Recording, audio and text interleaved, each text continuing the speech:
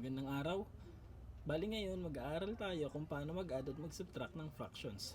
Tuturuan ko kayo ng mga tips and techniques kapag mag-add kayo ng similar at dissimilar fractions. Ganun din kapag nag-subtract kayo ng similar at dissimilar fractions. So simulan na natin. Simulan muna natin sa madali. Simulan muna natin sa similar fractions. Halimbawa, meron kang i-add na fraction na number 1, 2/3 plus 1/3. Kapag similar fractions, mapapansin nyo na yung denominator nating dalawa is parehas. Bali, ito po yung numerator, yung number na nasa taas. Denominator naman po yung number na nasa baba. Kapag ganyan po yung case, ang ginagawa lang po natin is kinakopy na lang natin yung tinatawag nating LCD. Since parehas naman po sila, similar fraction, yun na rin po yung LCD nila. 3. Ngayon, kapag similar fraction, gagawin na lang po natin yung operation natin sa numerator. Bali, meron tayong 2 plus 1 and ang final answer natin will be 3/3 or simply 1. Dahil 3 divided by 3 is equal to 1. Nakuha po? Isa pa. Number 2. 3/7 plus 2/7. Kapag ganito naman po yung case, same lang din po yung approach na gagawin natin kagaya sa taas. Copy the least common denominator, or since parehas naman sila, copy na lang natin yung denominator na 7 and do the operation dun sa numerator natin. 3 plus 2. Yung final answer natin will be 5/7.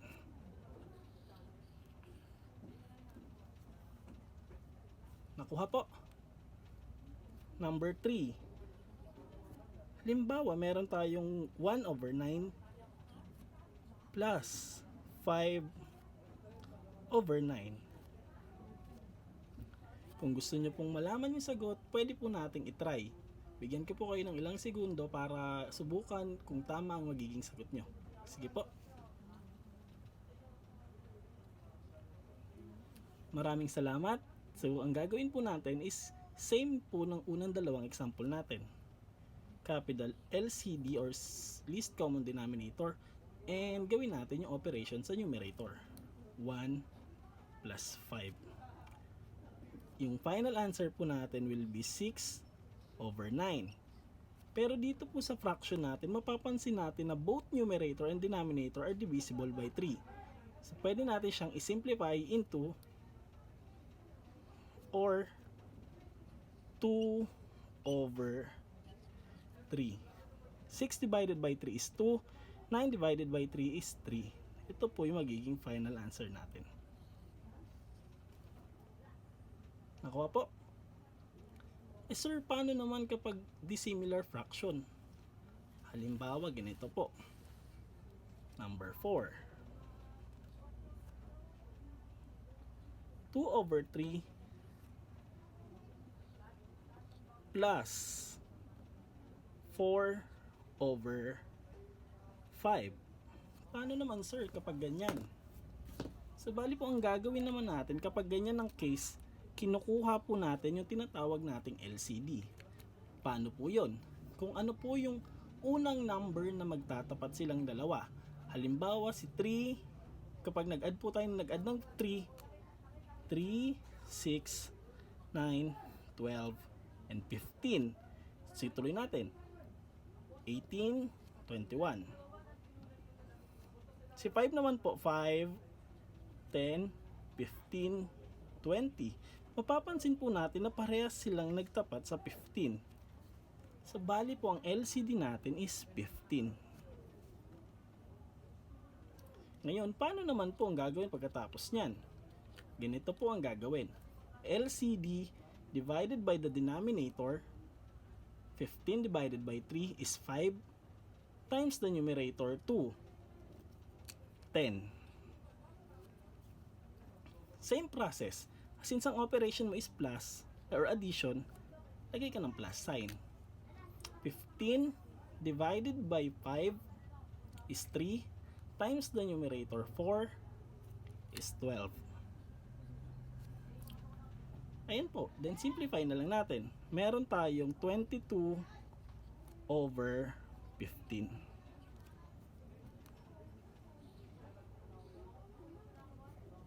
Since wala naman ng simplest format ng 22 over 15, ayan na po yun. Pero sa iba pong teacher, ang hinahanap po nila is mixed number. So bali po ang gagawin natin is i-divide natin yung 22 by 15. Ang magiging answer po natin is 1 and 7 over 15.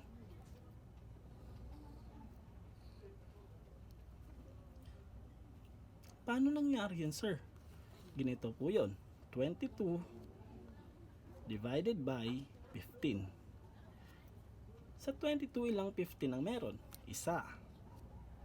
And 1 times 15 is 15. Subtract, you have 7. Since wala naman, hindi nakasya yung 15 sa 7, ito na po yung magiging answer natin. 1, ito po siya. And yung remainder natin, 7 over 15. Kaya po naging 1 and 7 over 15. Nakuha po. Isa pa pong example. Para mas malinawan tayo.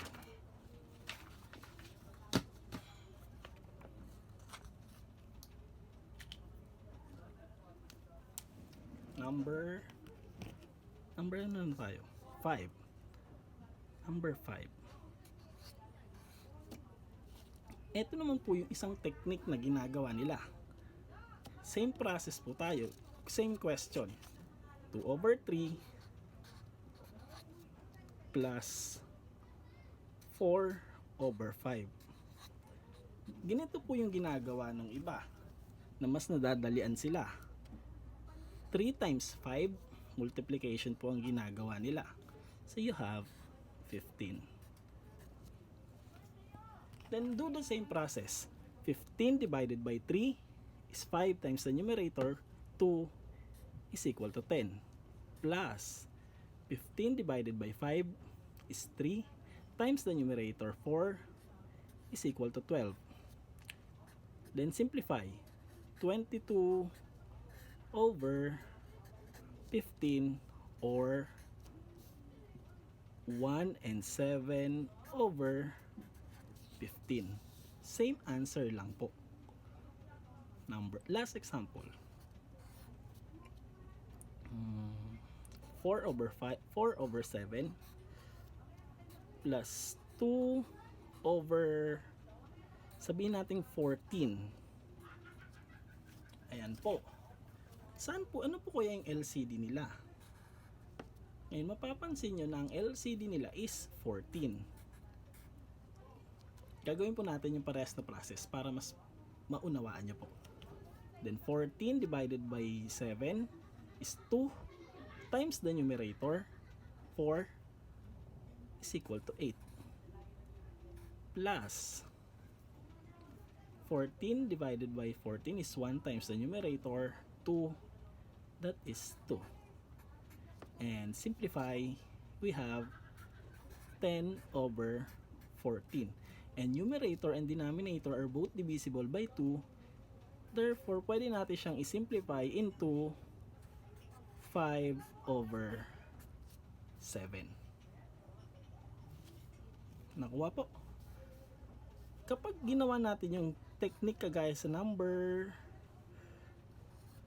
5, ganito po yung mangyayari. 4 over 7 plus 2 over 14.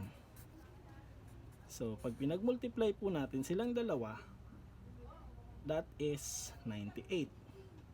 Tama po ba? 98. Pag tinimes natin sila, that's 98. 98 divided by 7 is 14. Tama? Times 4. We have 56. Plus 98 divided by 14 is 7. Times 2, we have 14. And then meron tayong magiging answer na 70 over 98. Ngayon, saan po sila divisible parehas? Ngayon, mapapansin po na divisible sila by 14. By 4, divided by 14, this is 5 over 7. Same answer lang po kapag ginawa natin. Pero baka mahirapan po kasi kayo mag-simplify kapag malaki na yung denominator at yung numerator natin. Subtraction. Kapag subtraction po, wala pong problema. Operation lang naman po ang iibahin natin. Halimbawa, meron tayong 5 over 6 minus 2 over, sabihin natin 2 over 5. Ayan po. Ang magiging LCD natin is 30. Kapag sinimplify po natin, or kapag kinontinue natin yung process, 30 divided by 6 is 5 times the numerator 5. We have 25. Minus, since subtraction na yung operation natin, kaya minus na po. 30 divided by 5 is 6 times the numerator 2 is 12.